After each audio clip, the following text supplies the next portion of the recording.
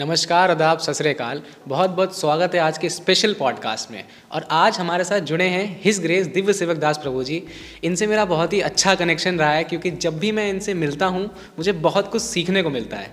मुझे ऐसा लगता है स्वयं श्री कृष्ण भगवान इनके माध्यम से मुझे मार्गदर्शन देने आए हैं। And he is a spiritual mentor, youth counsellor. He has till now mentored 1000+ student. He is from east con Ludhiana. खाली स्पिरिचुअल हैंड नहीं, इनका टेक्निकल हैंड भी बहुत ही स्ट्रांग है। तो चलिए स्वागत करते हैं आज के मुख्य अतिथि हिज ग्रेस दिव्य सेवक दास प्रभु जी का। हरे कृष्णा प्रभु जी। हरे कृष्णा। कैसे हैं प्रभु जी आप? बहुत अच्छे। कैसी लगी हमारी लवली यूनिवर्सिटी आपको? बहुत यूनिक है, बहुत बड़ी है। प्रभु जी चलिए शुरू करते हैं आज का स्पेशल पॉडकास्ट। तो मेरा पहला सवाल आपसे ये है कि हमारे शरीर के अंदर 5 वासनाएं होती हैं: काम, क्रोध, लोभ, मोह और अहंकार। तो मुझे लगता है जो अहंकार है ये 5वीं वाली सबसे ज़्यादा हावी होती है हमारे ऊपर। तो इसे कैसे कम करा जा सकता है, या इसे कैसे एक सकारात्मक दिशा दी जा सकती है? जो अहंकार है वो एक्चुअली 2 प्रकार का है, true ego and false ego. जो फॉल्स ईगो है वो उसका मेन जो मुख्य कारण है, जो भगवान गीता में बताते हैं हमें, कि हम अपने आप को, अपनी रियल आइडेंटिटी के बारे में नहीं जानते हैं। हु एम आई देहिनोऽस्मिन् यथा देहे कौमारं यौवनं जरा तथा देहान्तर प्राप्ति धीरस्तत्र रमयति। हम शरीर नहीं है, हम आत्मा है। जब तक ये हम अपनी आइडेंटिटी को नहीं समझते हैं कि मैं कौन हूँ, तब तक यह अहंकार बना रहता है। और अहंकार सिम्टम क्या है कि मैं अहंकार में हूँ, मेरा अंदर अहंकार है। इसके क्या सिम्टम है? क्या? I am the controller, I am the enjoyer and I am the proprietor. हम देखते हैं कि हर कोई व्यक्ति इस संसार में कंट्रोलिंग पावर चाहता है, मालिक बनना चाहता है और एंजॉय करना चाहता है। पर एक्चुअल में हम कंट्रोलर हैं नहीं।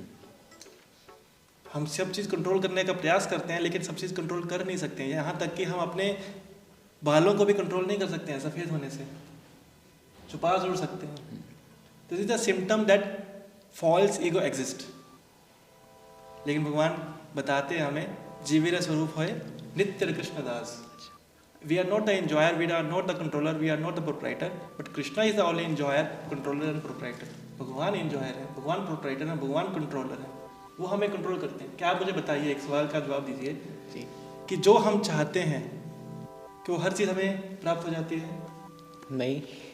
जो इच्छा करते हैं वो हो जाता है वैसा ही? नहीं, कुछ हमारे जो हम लोग सोचते हैं वो कुछ नहीं होता है, गलत भी हो जाता है। तो that means we are not a controller ना।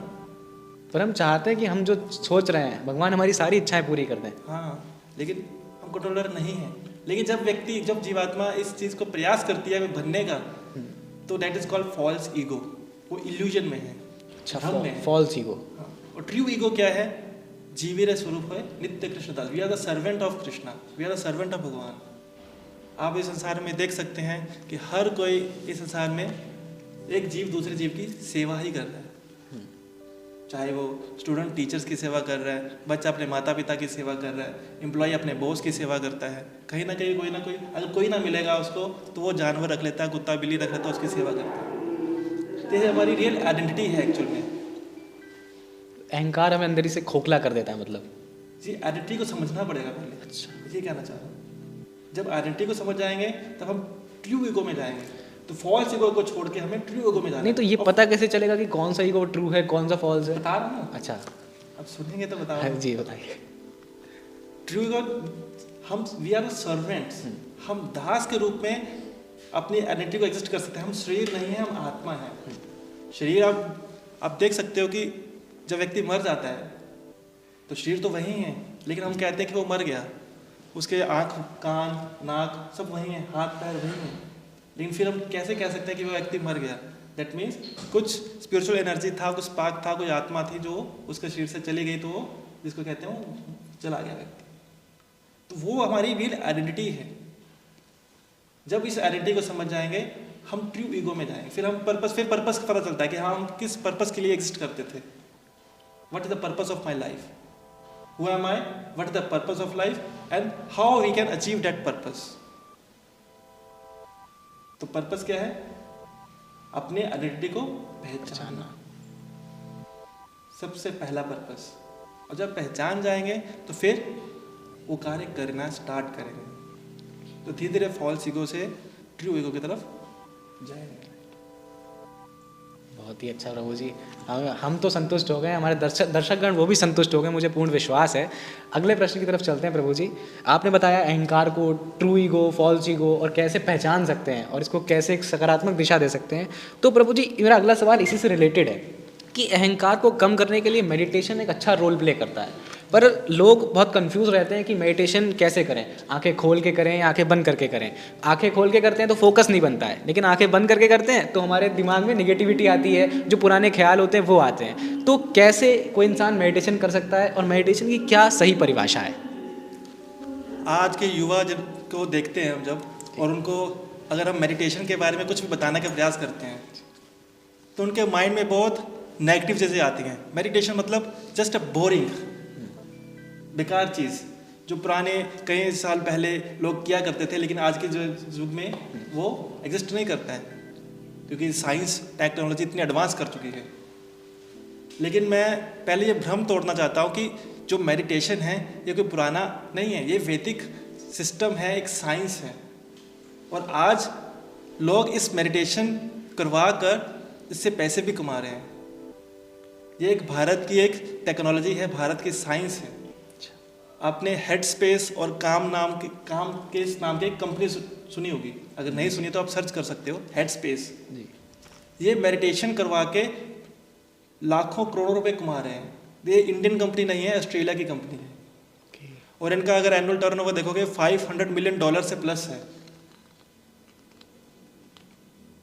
सबसे बड़ी बात क्यों? क्योंकि प्रॉब्लम एग्जिस्ट करती है। प्रॉब्लम क्या है? लस्ट, एंगर, ग्रीड, जो आपने पहले प्रश्न में पूछा था, लोभ, मोह, मद, मत्सर्य, ये एग्जिस्ट करता है। Tension, depression, suicidal thoughts. और इसका साइंस के पास, डॉक्टर्स के पास कोई सोल्यूशन नहीं है। इवन कि डॉक्टर्स खुद इस प्रॉब्लम से जूझ रहे हैं।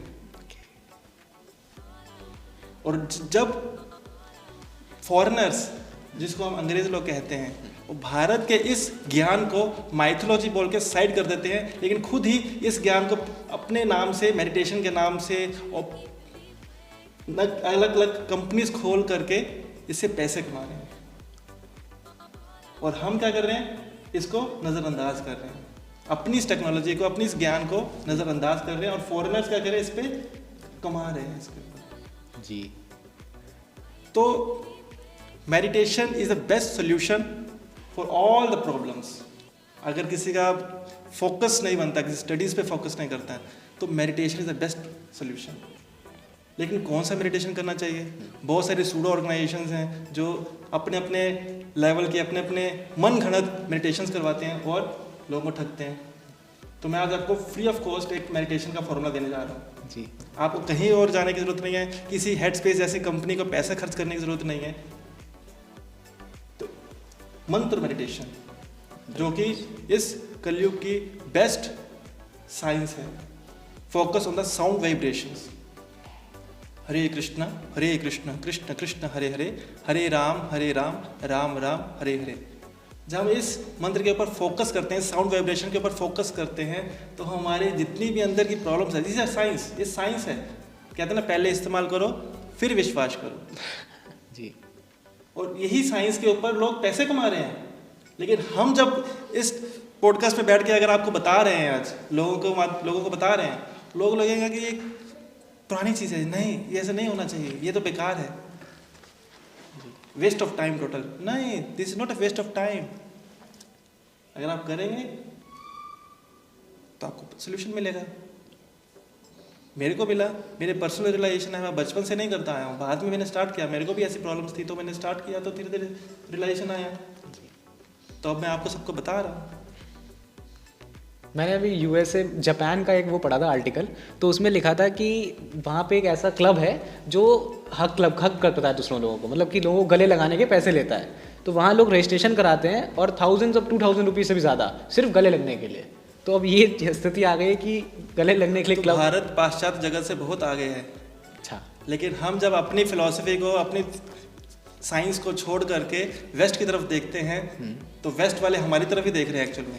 वो हमारी तरफ आ रहे हैं, हम उनकी तरफ जा रहे हैं। जी जी। हमें लगता है कि वो एडवांस्ड हैं, उनको लग रहा है कि हमने बहुत एडवांस कर लिया, अब भारत में चलो, अच्छा, वहाँ पे कुछ नया मिलेगा। तभी तो भारत को विश्व गुरु के नाम से जाना जाता है। लेकिन हम अपनी साइंस को, वैदिक लिटरेचर को, शास्त्र को नहीं पढ़ते हैं। उसमें सब कुछ है। पहले डिप्रेशन, सुसाइडल थॉट्स नाम की कोई चीज़ एग्जिस्ट नहीं करती थी, लेकिन अभी करती है। क्यों? पहले अपने रूट्स के साथ जुड़े हुए थे, अपने कल्चर को फॉलो करते थे।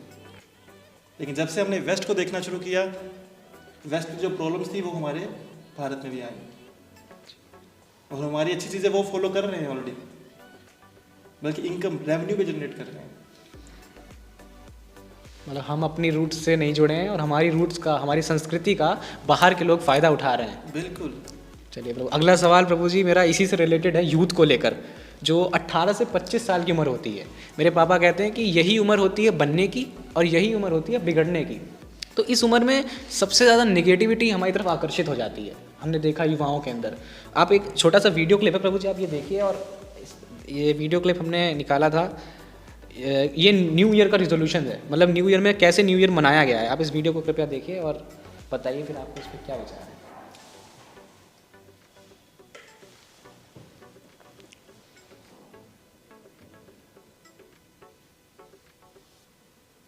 ये न्यू ईयर का वीडियो है न्यू दिल्ली का और गुड़गांव का, जहाँ पे नशे की धुत में लोग इतना ज़्यादा नशा कर चुके थे 12 बजे, और सड़कों पे ऐसे घूम रहे हैं जैसे आवारा हैं। और वो सब आवारा नहीं है, कोई गरीब नहीं है, कोई भिखारी नहीं है, लेकिन इतने अच्छे घर के लोग हैं। लेकिन ऐसी हालत में प्रभु जी देख के दंग रह गया मैं। कोई सड़कों पे पड़ा हुआ है, कोई नालियों में पड़ा हुआ है, किसी का एक्सीडेंट हो रहा है। तो ये क्या है? इतना वेस्टर्न कल्चर कहाँ से आ गया और हम लोग क्यों भूल रहे हैं प्रभु जी? इस पर आपके क्या विचार हैं?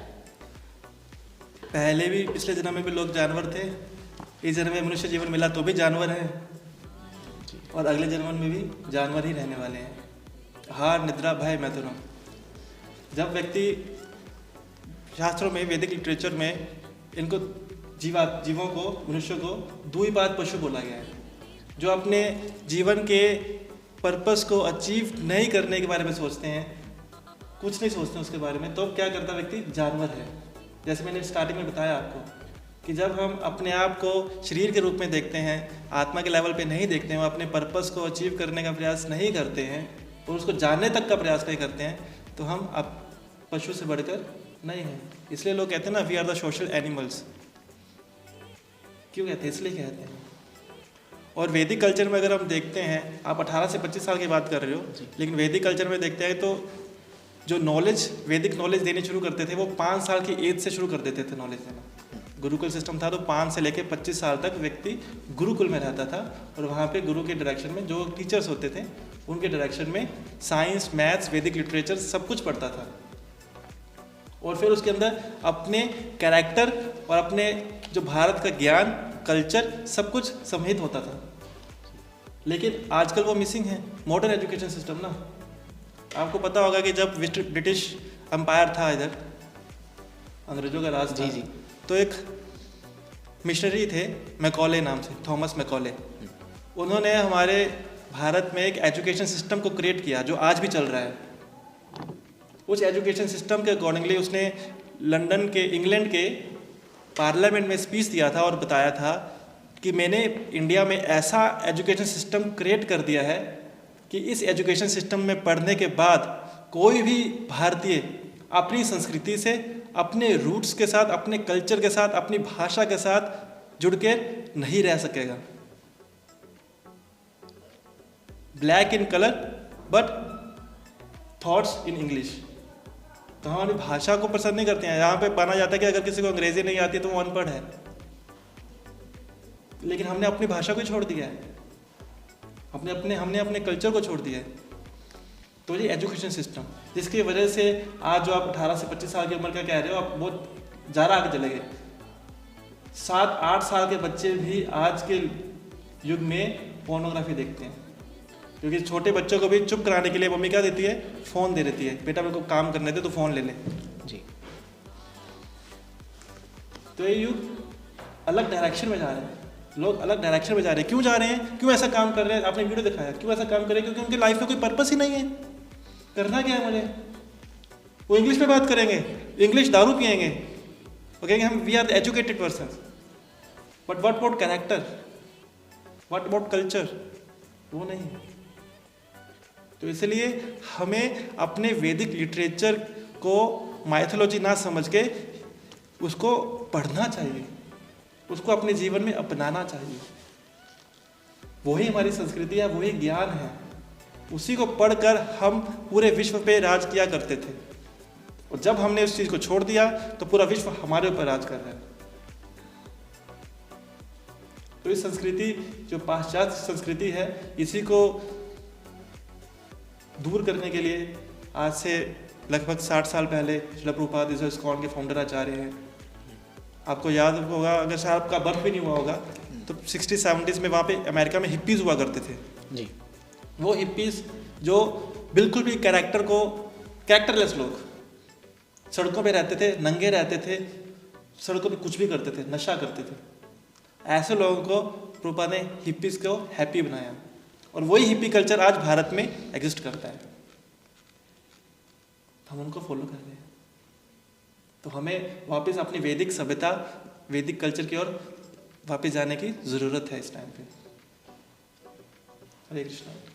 प्रभु जी, आप अनदर वे बना लीजिएगा, लेकिन हमने देखा है कि सब लोग कहते हैं कि वैदिक कल्चर अपनाओ, भारत की संस्कृति अपनाओ, पर कैसे अपनानी है, इसकी दिशा क्या है, कहाँ से शुरुआत करनी है, कहाँ कैसे ख़त्म करना है? ये Bhagavad Gita, manual of life, इसको पढ़ना स्टार्ट करेंगे तो धीरे धीरे आप अपने लक्ष्य की तरफ बढ़ेंगे। क्या बात है प्रभु जी, बहुत ही अच्छा सवाल जवाब दिया आपने, और मैं पूरा संतुष्ट हो गया।